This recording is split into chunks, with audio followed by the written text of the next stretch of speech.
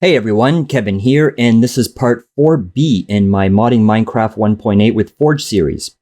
In the previous video, we created a banana plant using tile entities, and in this one, we'll be creating a custom generator, and I'll be covering how to hook into the Forge event bus to access many of the Minecraft base events, including the decorate and populate events, to populate the world with our banana plants. But first, we're going to add a small feature to the banana plant that I added to mine. If you look at these banana plants, they're all uniformly lined up, and they look a little unnatural. So let's add some randomness to them. We'll do that by adding a random rotation and offset to each individual plant. Start by opening the tile entity banana plant class.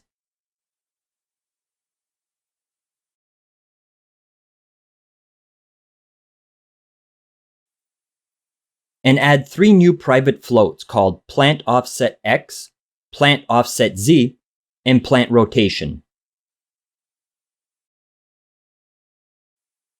Then, of course, since we want these to be persistent, we need to add them to the write and read function so they get saved.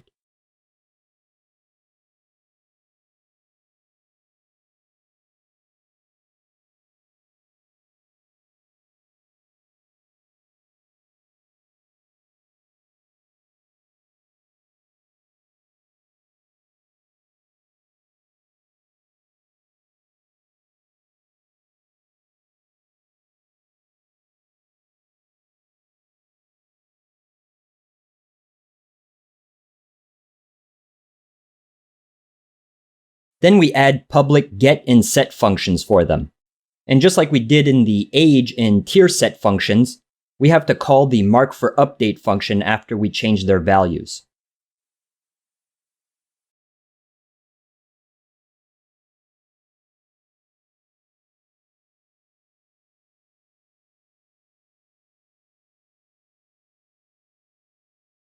Then you can save and close.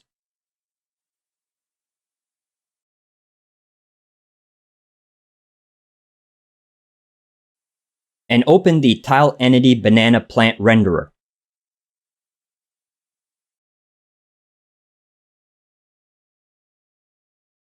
In the render now function, right after the push matrix statement, we retrieve those values and store them in local variables.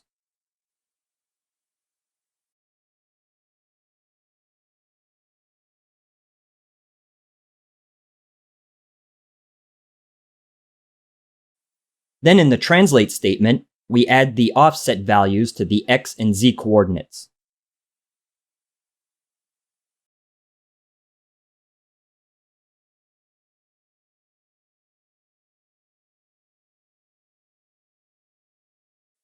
Then right under that, we add another rotate call and set the rotation value on the Y-axis.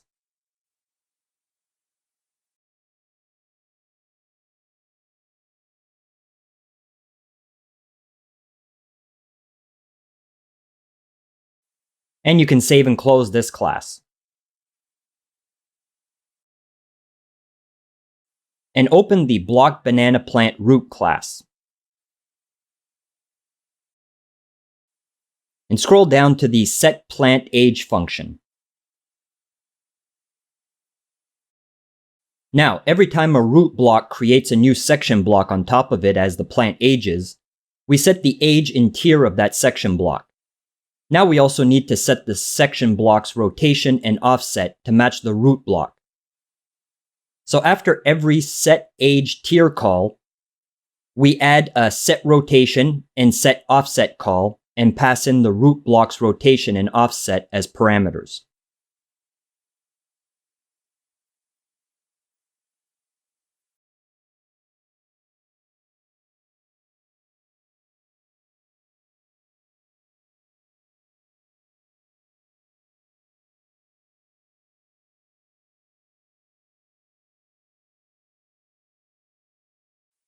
And we can simply copy and paste those 2 lines after each set age tier call in the set plant age function.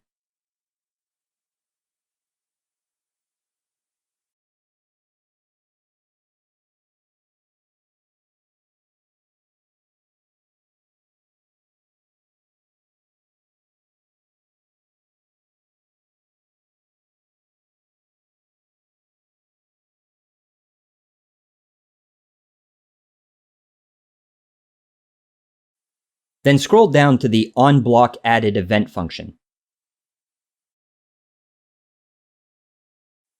We left this blank in the previous video for this reason. This function is called when a new root block is placed or generated in the world, and it's where we will set its random rotation and offset. First, we retrieve the tile entity for this block. Then, if the rotation value is equal to 0, we generate a random number between 0.1 and 360 and assign it to the block's rotation. And if one of the offsets are equal to 0, we generate a random number between negative 0.1 and 0.1 and assign it to the block's offset.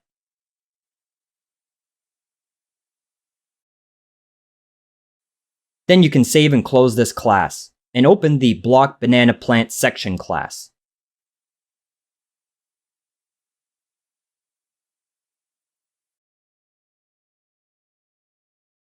Scroll down to the Set Plant Age, and do the same thing here that we did in the root block class.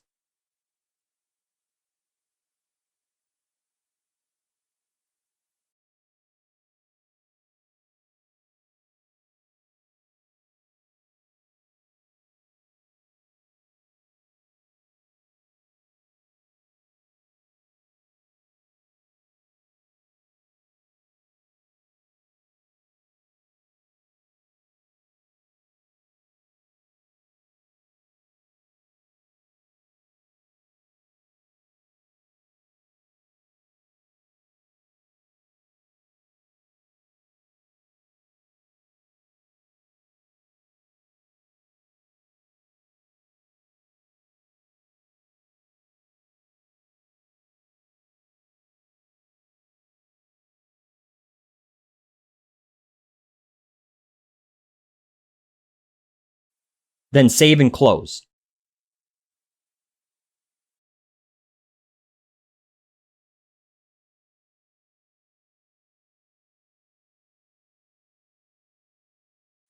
Now let's run it and see what it did.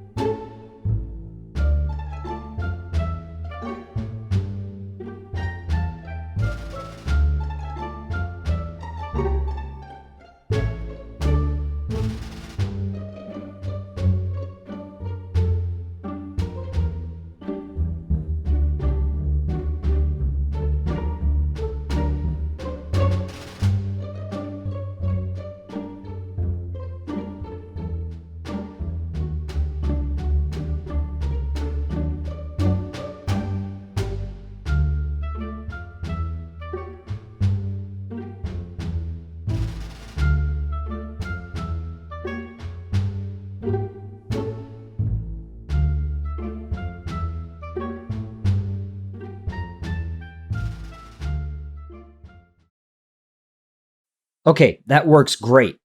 The next thing we're doing is the generator to populate the world with these plants. Now if we go take a look through the Forge code, you'll find classes that cover all the events in the base code.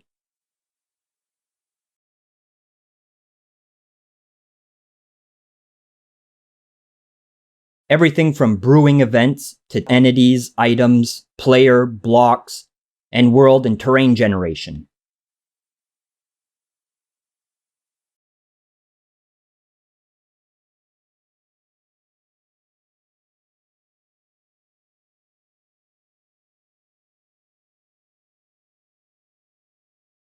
In the Terrain Gen folder, there's a Populate Chunk event and Decorate Biome event.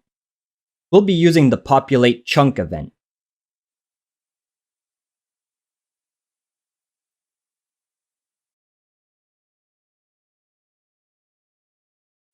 This is the Terrain Gen Forge class. What I'll be covering now is the Forge event bus system. The Minecraft engine has a lot of built-in events that can't be accessed through new classes that we create. In MCP, we were able to modify the game's base classes to access these events, but you can't do that with Forge. These base classes are read-only and are part of the Forge API. Their solution to this problem was to create an event bus system. Then they peppered all the main events in the Forge classes with post statements to this event bus. You can think of the event bus as a network of channels, kind of like YouTube. There are millions of YouTube channels out there. Some you like, some you don't. So how do you know if or when your favorite YouTuber has posted new videos? Well, you subscribe to them, of course, and you get notifications when new videos have been posted. The Forge event bus system works very much the same way.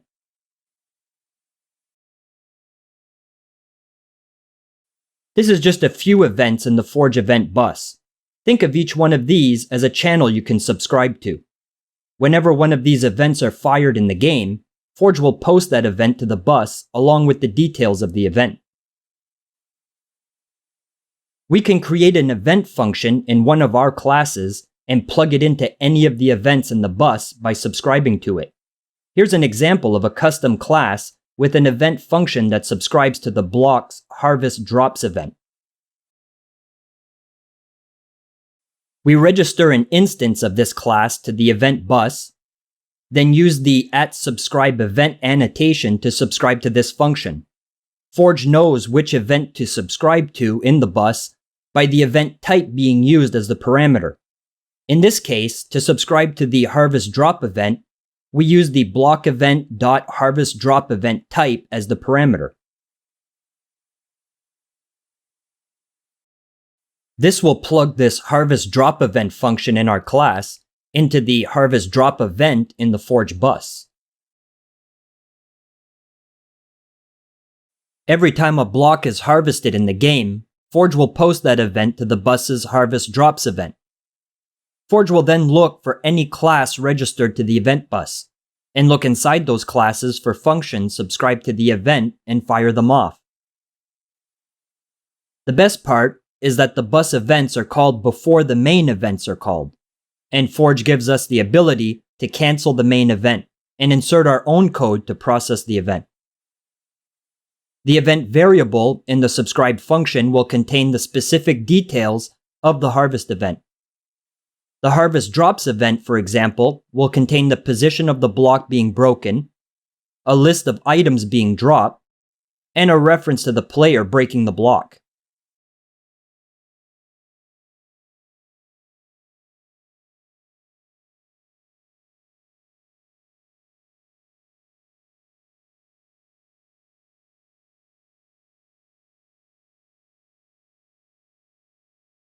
So now that we covered what the event bus is, let's put what we've learned into practice.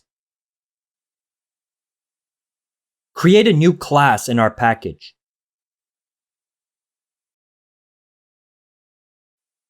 We call it Banana Plant Gen. For our generator, we'll be hooking into the populate chunk event. Let's take a look at the populate chunk event in the Forge documentation.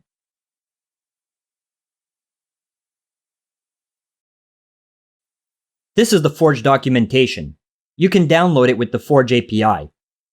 Let's do a quick search for the populate chunk event.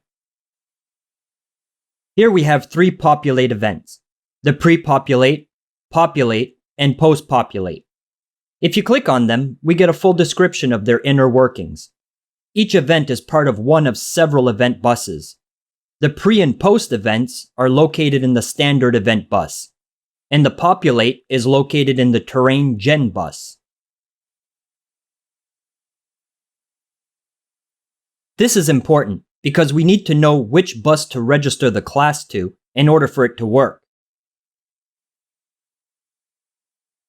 If we click on the post-populate event, we see that this event is in the standard event bus. Scroll to the bottom of the page, and we can see what data is passed into this event when it fires.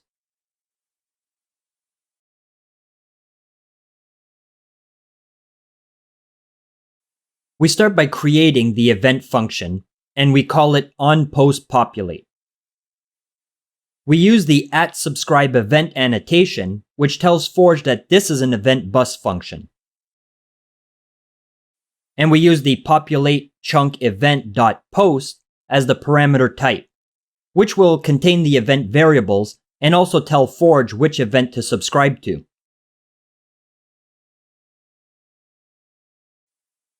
Then we create a constructor for this class.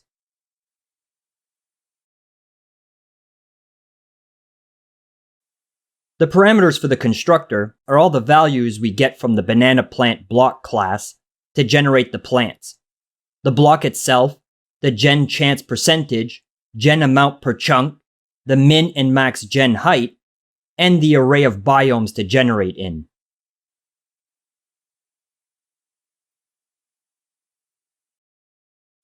This line is how we register this class as an event bus class.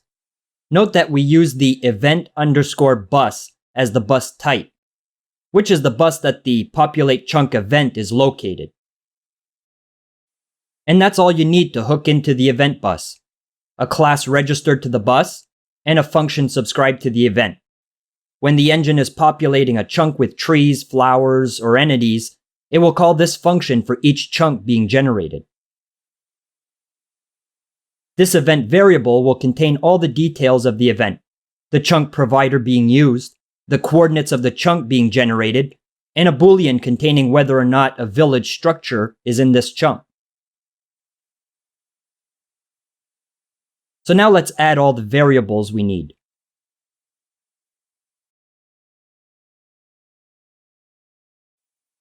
And initialize them in the constructor with all the parameters passed in.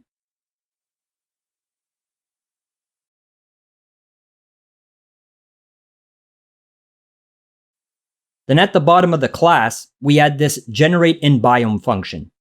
This will take in a specific biome as the parameter and search the genBiome array and return whether or not the specified biome is in the array.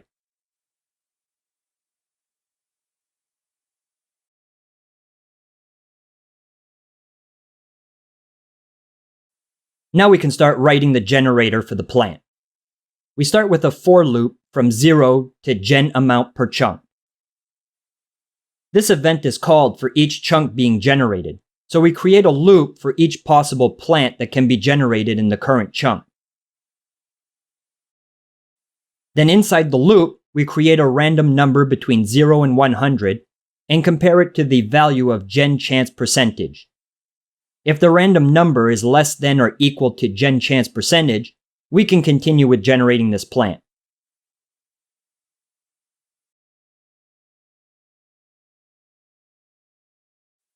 Then we retrieve a random block position within the chunk and store it in a block pose called block pose. We set the Y position to max gen height. I'll show you why in a moment when we're done writing this function. We then get the biome type at the position of the current block pose that was selected and check if that biome exists in the genBiome array using the generateInBiome function we created below.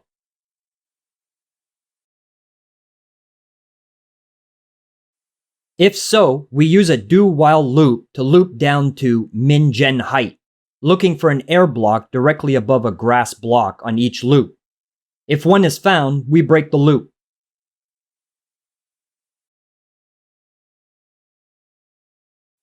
Then finally, a position for the plant has been found, so we check to make sure this selected position is valid with the canStay function. If it is, we set this block to a block banana plant root block at its default state. And we call the setPlantAge for this block and set its age to a random value between 0 and 4.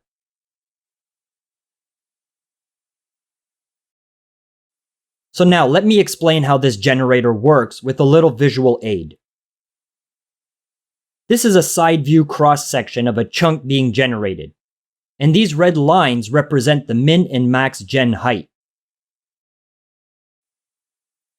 Our code goes through a for loop for each possible plant that can be generated in this chunk, which we set to 5 for the banana plant. For each of these 5 possible plants, we first roll a random percentage check for if this plant should even be generated.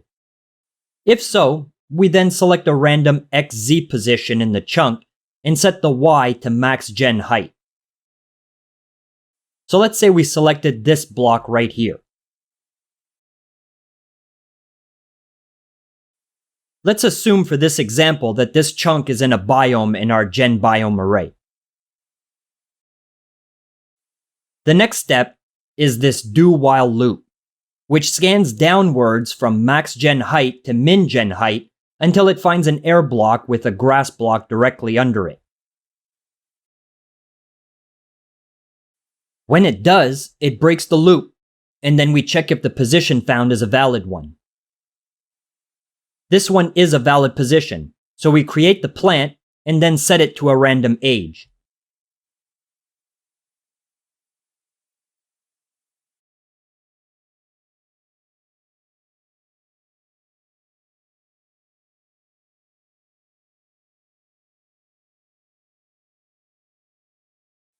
And that's it for the plant populating generator. You can save and close this class. And open the block banana plant root class.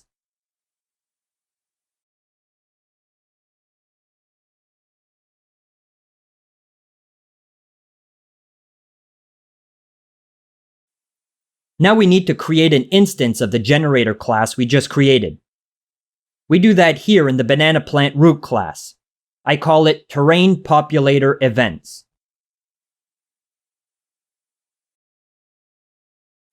Then in the constructor, we initialize it with all the required parameters.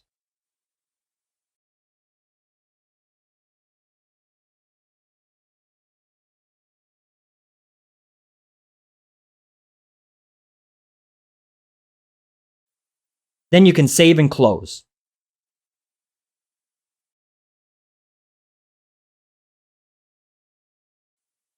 And open the common proxy class. Here we can add the gen biome array parameter to our banana plant initialization.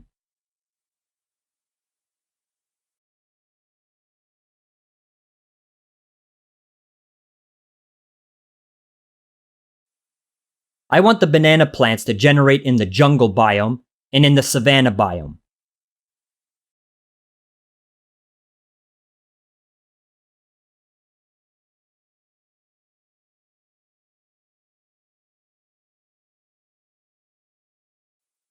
For testing purposes, I'm also going to add it to the plains biome, because it's the most common biome and it will be easier to find.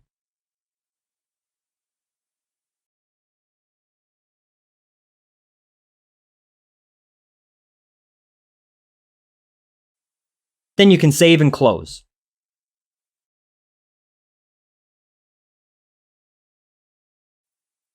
And we're done. Let's run it and see how it works.